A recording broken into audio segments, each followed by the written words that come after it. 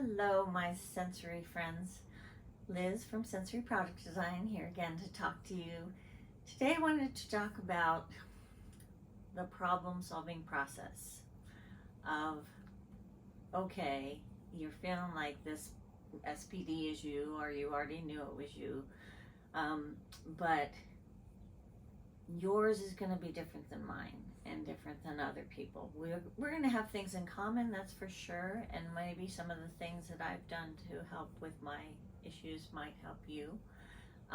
But it's more on the individual, I think, to really identify what those triggers are and kind of the level of intensity of the triggers. Sometimes a trigger is super bad and sometimes it's just annoying, but if you don't kind of fix it, it can go from annoying to super bad.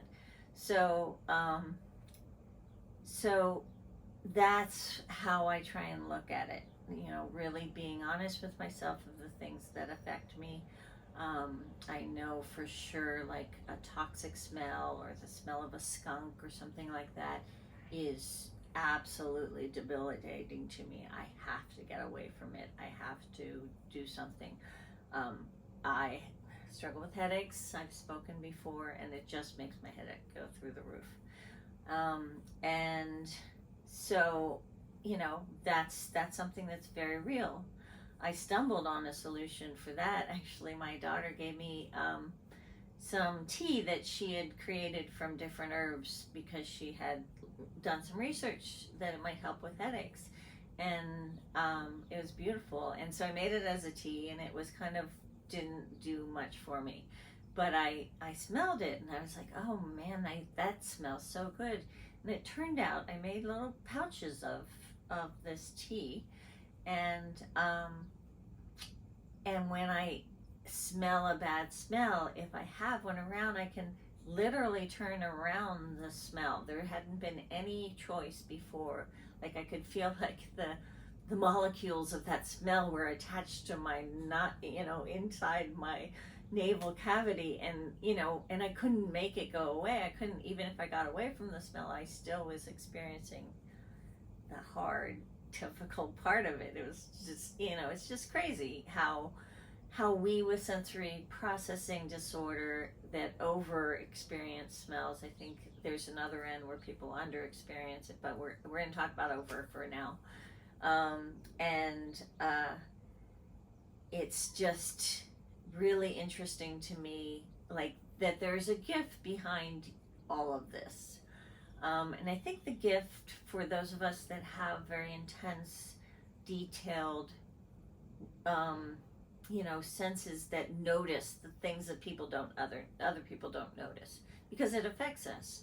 So I think that there's a gift in there that we're very good at noticing things, noticing the smells, just for an example, that other people don't see, and the sense of touch and the things that that some people don't notice. Tags. When I buy clothes, the very first thing I do is get rid of all the tags. I cannot handle tags. And so we notice things. We notice little details of things. And if we combine that with crafts or design or whatever, you can start to kind of find your way into solutions for your sensory issues. Our first products might help you. And they might help just one of the senses. They might help more of the senses. For me, like this girl here helps me no matter what. If I'm triggered, she helps me get back to center. There's actually, back to smells, there's a smell I've noticed of every dog I've ever had and every dog I've ever met.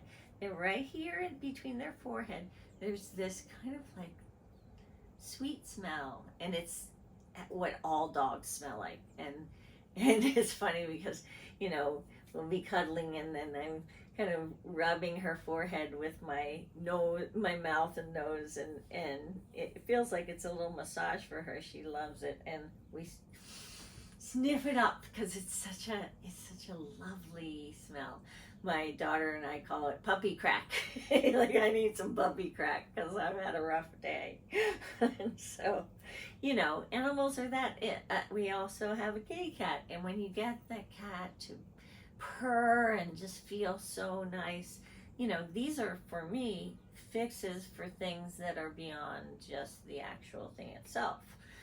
So it's a combination that we're fixing both the experience directly, and we're also balancing our nervous system, finding ways to kind of bring us down, if our nervous system gets amped.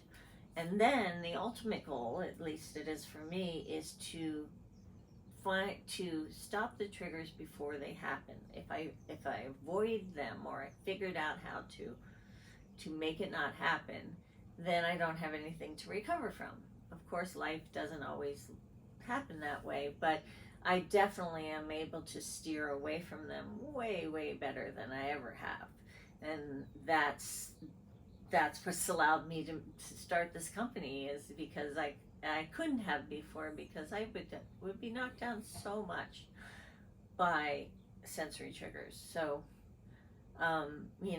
we'll find our way together. And if I speak of things like my little pouch of herbs, and enough people want to have the recipe for that, then please let me know. And I've got lots of fixes for various parts of my sensory experiences.